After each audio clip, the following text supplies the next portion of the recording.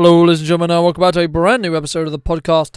This week, I told myself at the end of the year that I would do a kind of reflection and my thoughts and feelings, and I'm just going to talk, and I'm going to talk to you guys a little bit about kind of how 2020's gone in this crazy and exciting year that we've all been having. And I think that for me, it's going to be interesting to explore where this episode comes, and this might be my first and only take, or this might be one I have to refilm, and etc., because I don't know where this is going to go. But let's jump into it and see what it is. I'm going in completely blank, completely raw, completely honest, and I just want to articulate how this year has been for me, and use this time to reflect, and hopefully you, as the wonderful listener taking your time out of your day to listen to me talk into my microphone, can find or can think about some of the lessons I've learned this year, and some of the things which I have managed to do this year, and take it as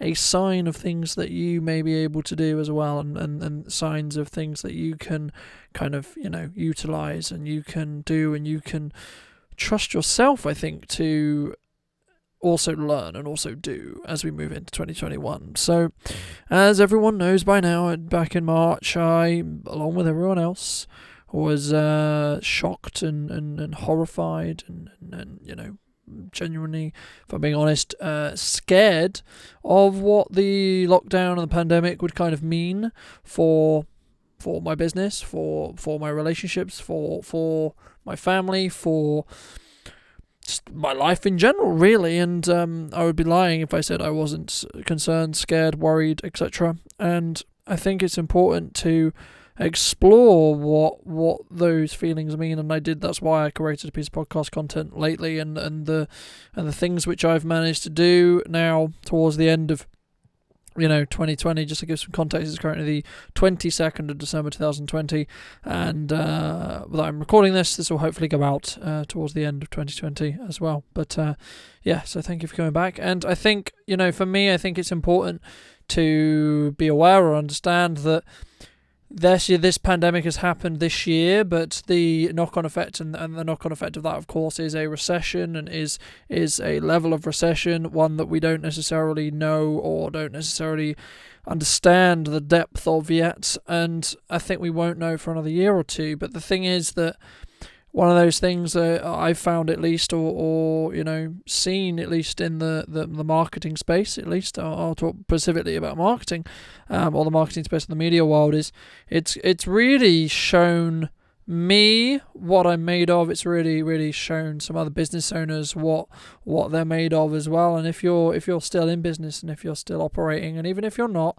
then I hope you've taken some lessons from this year as well. But me talking personally now, for me, in March, I really looked at, look how weak my revenue streams are. So something which I wanted to do and have done this year is develop my different revenue streams and different service offerings. And I've managed to offer two new services this year, which has been great. And two new services are, consulting. So the simple consulting concept, and basically what that is, consulting wise, is I sit with the right kind of business owner, and I sit with I have a call, maybe it's an hour, etc., session, and I have a conversation with that business owner to help them understand what they should and shouldn't be doing on marketing, what they should and shouldn't be doing when it comes to what they could be doing on their social media, what they could be doing with content, what they should be doing with content. We also will possibly be looking at some of their more business strategy stuff in regards to their own revenue streams and things I've learned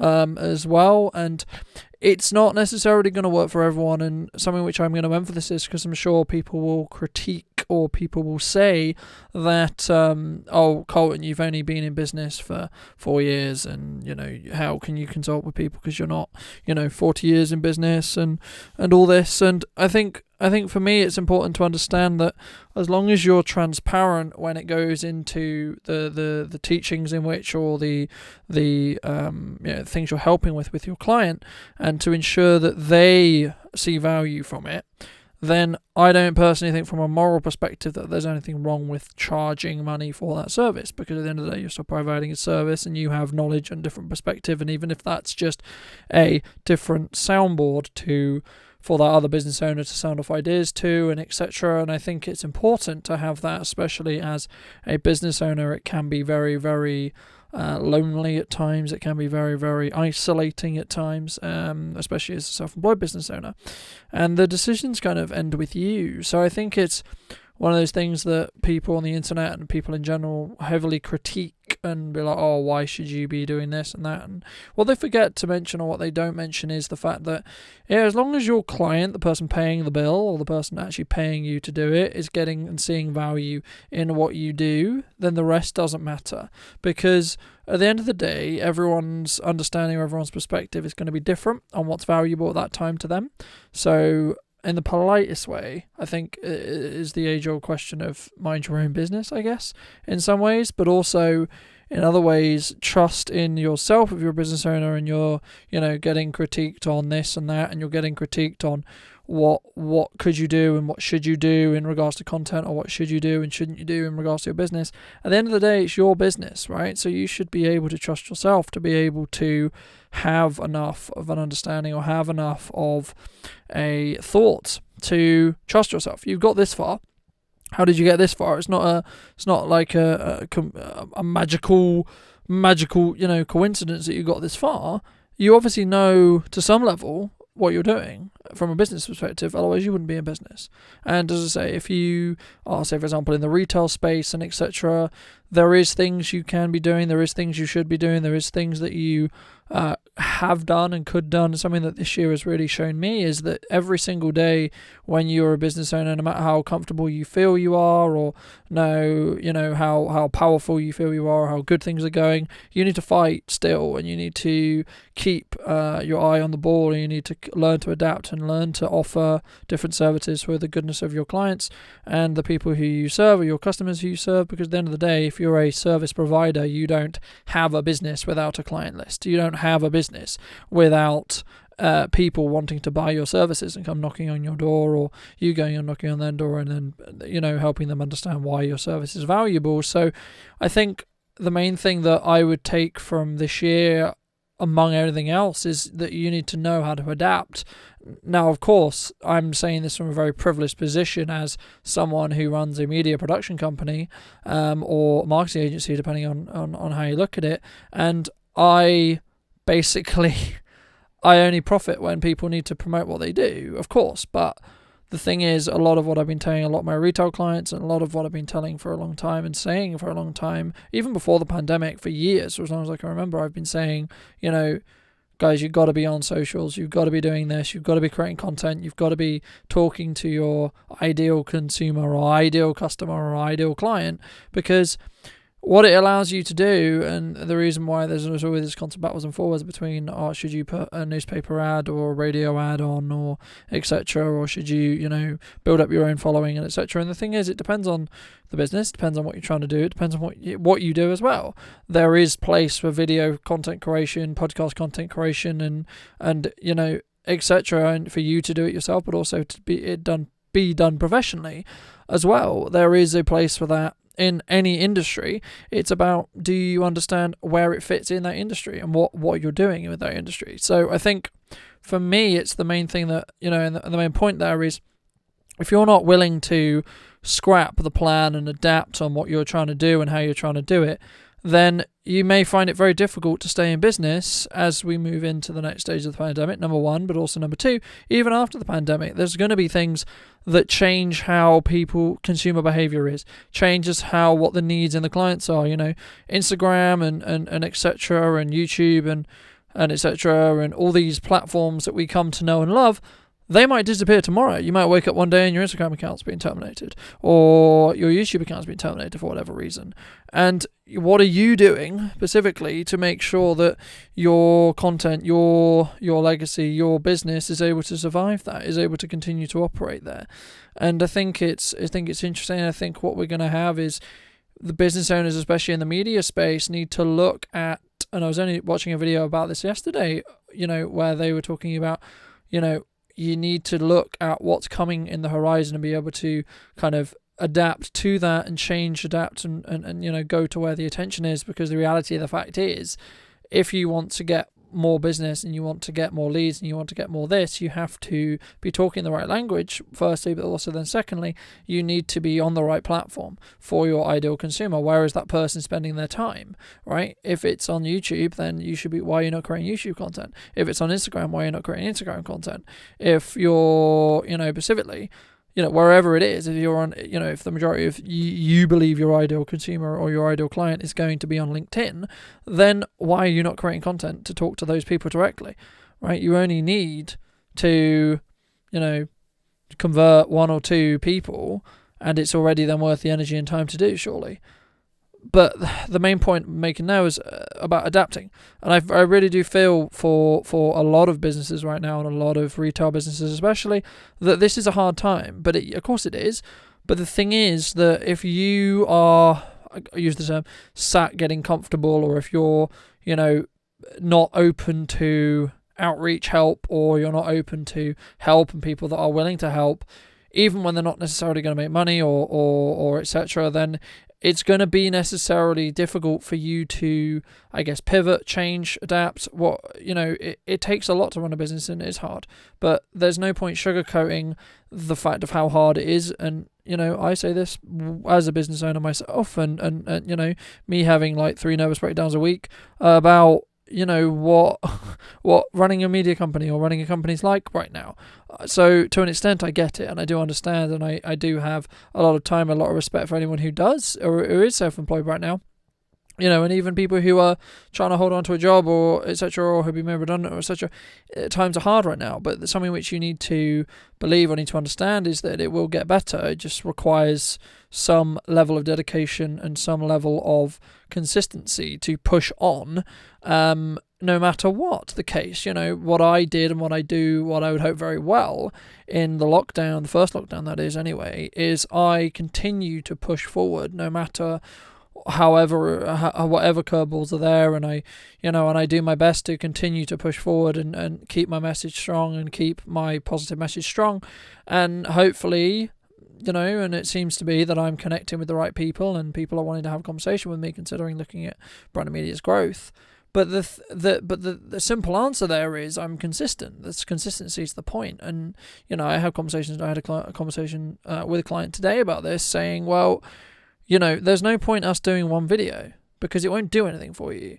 If you're going to do video, you've got to kind of all in on video, or you've got to kind of, do it for a longer period of time than 1 or 2 videos, because 1 or 2 videos doesn't really do much. Yeah, of course I can do them. Yeah, of course I'll probably make more money doing them.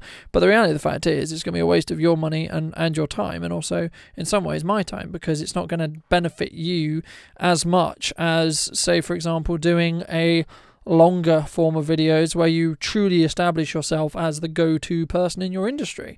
I mean, I'm doing everything I possibly can to position myself as the go-to expert on media creation and content creation for businesses. Now, that doesn't mean for a second that I know everything and I don't have anything to learn. Of course I do.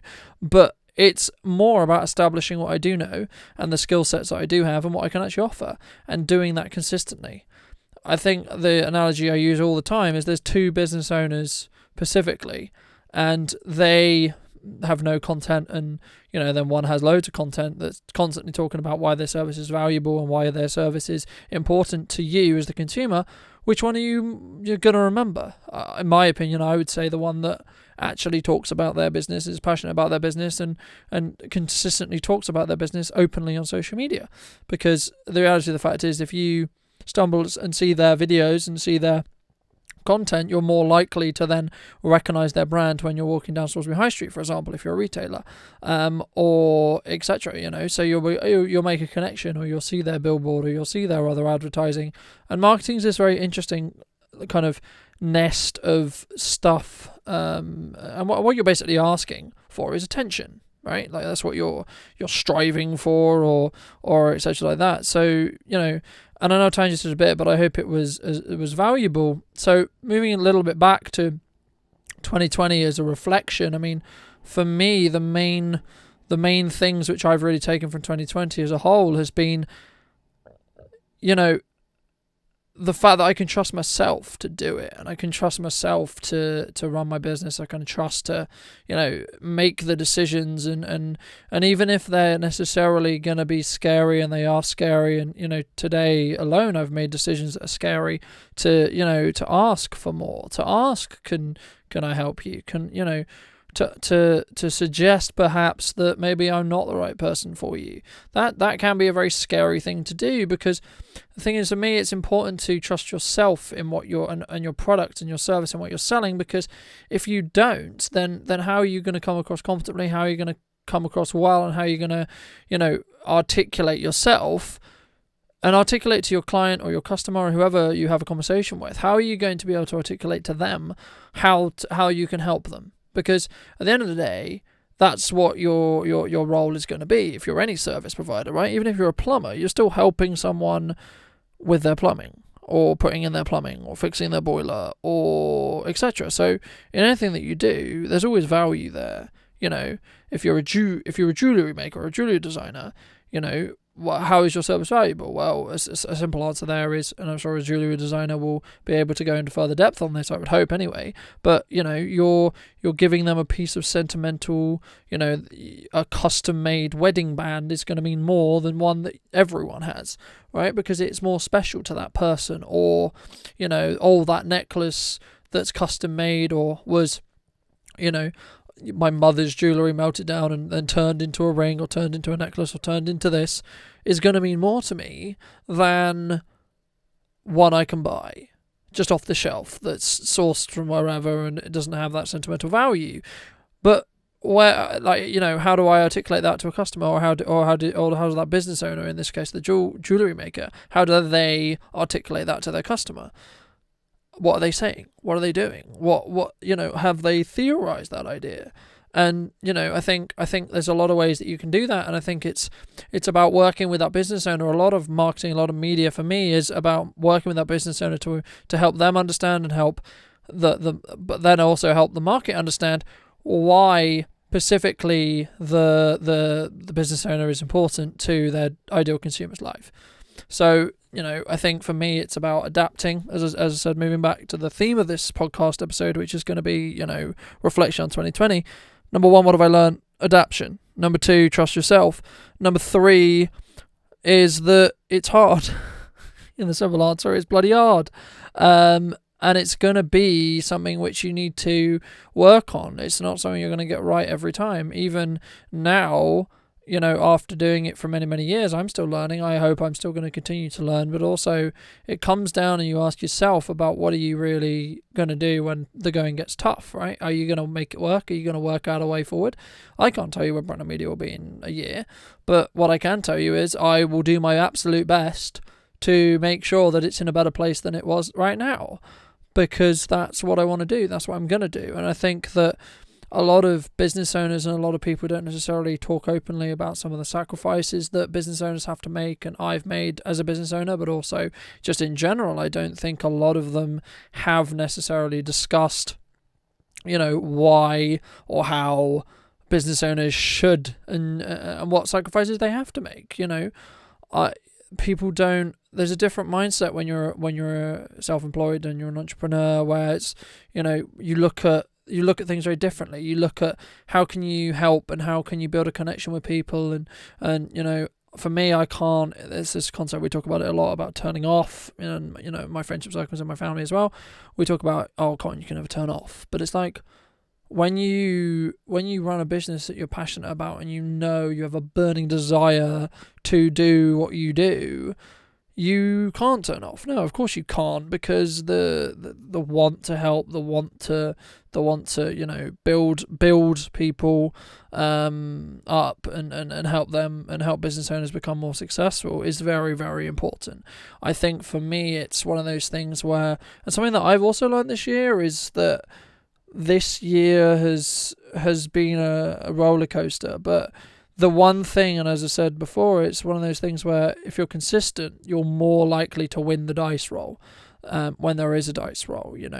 I think that's the main thing for me, and I think that building sets of routines and working hard and learning and always thinking to learn and always trying to learn and always trying to see situations and work out the best case scenario for those situations is going to allow you to become stronger, become better as a business owner, but also personally develop yourself, but also be completely okay with the days when you hate it. Be completely okay with the days when you find it hard to get up in the morning. Be completely okay with the days when you find it really difficult and you don't know what to do and you don't know what to go into and etc. And the thing is, it's to be okay with that.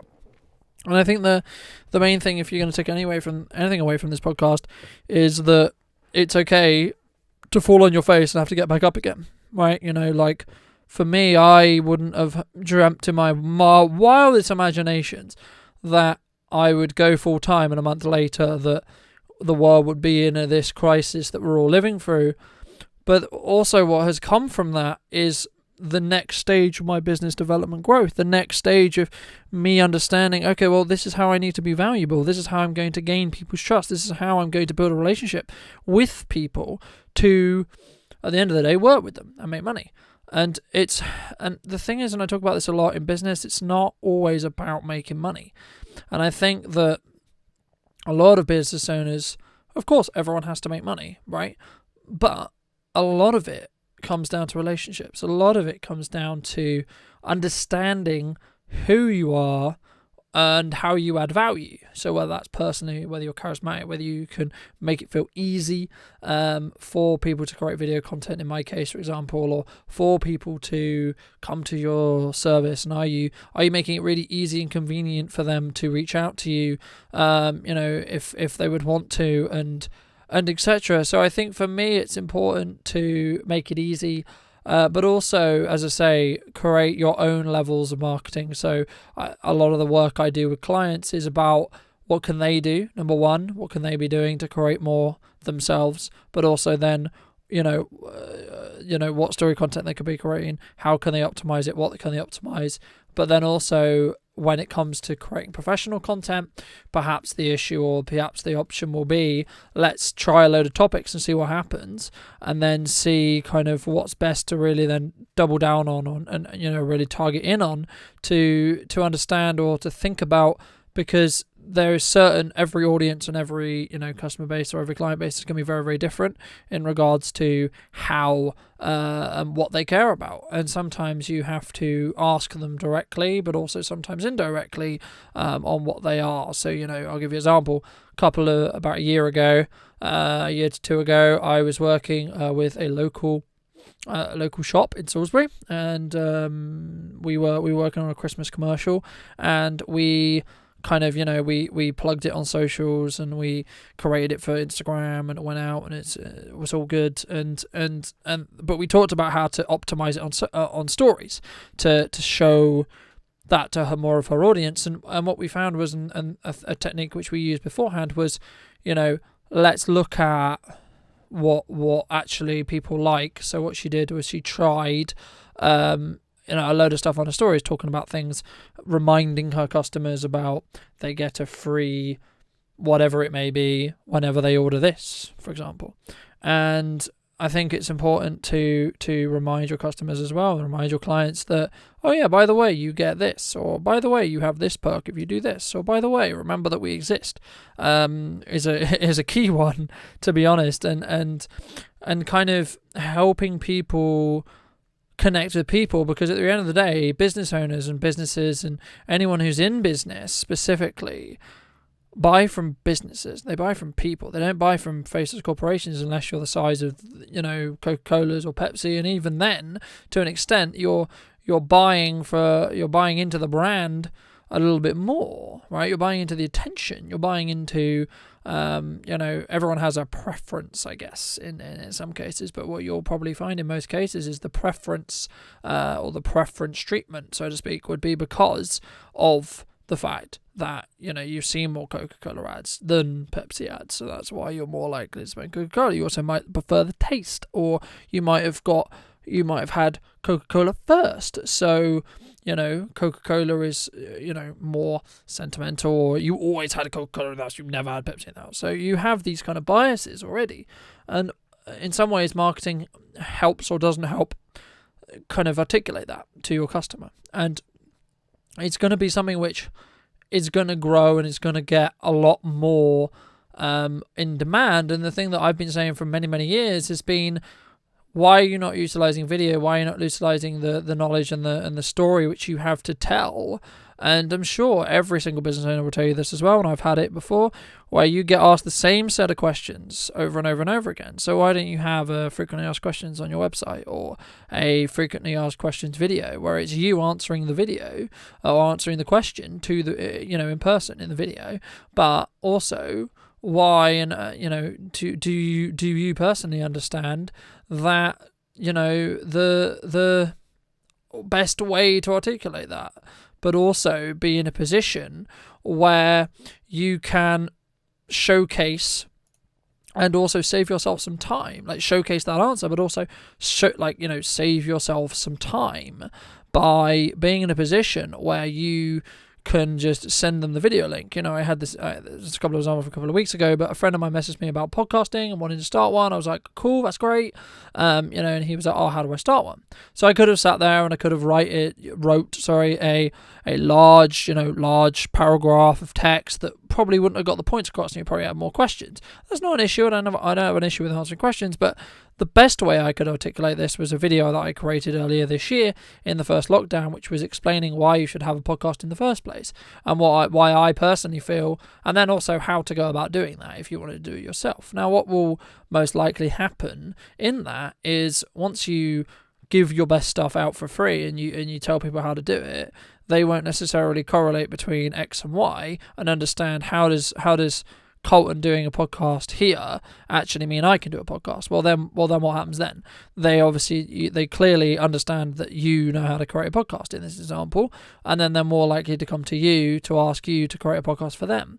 So I think it's important to suggest or think about or have an idea of, to just try it and put out that content, because what it allows you to do is it allows you to firstly answer those questions as I said before, but also allows you to give or have a platform to really discuss what you do and why you do it, because I think it's important. And I think one of the main themes that you'll hear when listening to this podcast back is that people are going to buy from people, number one. Number two, that trust is really, really key, but also the passion is really, really key as well. So I hope this podcast did actually help in regards to, it was for me very, very nice to reflect on the year and what I've learned, and I hope you did take some value from it. But I think for me, the main points there are, the business is hard and it's okay, but you need to, if you're going to go self-employed, you're going to run your own business, and we need more people to do this, because it's the best way to grow the economy. The bigger I grow Brandon Media, the more people I can employ, etc. The more jobs I can create, the more people who aren't going to be unemployed, the more people who, are going to be able to give to the economy, going to be able to help the economy, etc. That's my goal. That's one of my goals. That's one of the things I want to do, but also to leave a legacy when I'm no longer here, as this is what I did, this is what I'm doing in my life, and this is what I the mantras I had in my life, and I hope that it's valuable for people, and I hope that people can connect to it, and I hope people do understand and do believe that they are a value, and they have value even if they don't necessarily understand it or necessarily see it now, because it's very possible that they don't understand or don't necessarily understand to the same depth that the value they can add to their society, to their communities, and to their customers and to their clients, and that a lot of work doesn't have to be very cold and corporate. You can be friends with your clients. Now, that has its diminishing returns, and I may do some content if there's a demand for it, talking about why that's necessarily a bad thing. But in some contexts, especially as a videographer or as a content creator, you need to get on very well with the people creating your content, because otherwise it will come across in the content and it won't work, and it won't be fluent, and it won't be honest, and it won't be truthful, and it won't come on across the right way, and it won't be warming, and it won't be it'll feel very smiley, corporate, I'm going to take a cheesy smile that doesn't really do anything for my business kind of situation. So it's just about understanding where you are in the market, but also trusting yourself to be able to articulate why your product and service is valuable. And if you need help with understanding how you could utilize content, or understanding with how or how could you up your marketing, or what could you do with marketing, and what have you done with marketing, and why isn't it working, then make sure to reach out to my Instagram. The link will be the top link in the description down below. And so thank you so much for joining me for this half an hour. I hope you took some value from it. I'm going to wrap it up here because I could talk forever about this, but I just want to keep it slightly more short than the usual 1 hour interviews that we usually do as we go into the next year, where I've lined up some great guests that we're going to be having on the podcast as well. And I fully intend to continue to create the podcast and talk in the podcast and create podcast content as well for myself, but also for my clients, of course, as well. So yeah, if you did take any value from this, then thank you ever so much for joining me once again, and I'd love to hear what you think in the comment section down below. And I'll see you very, very soon.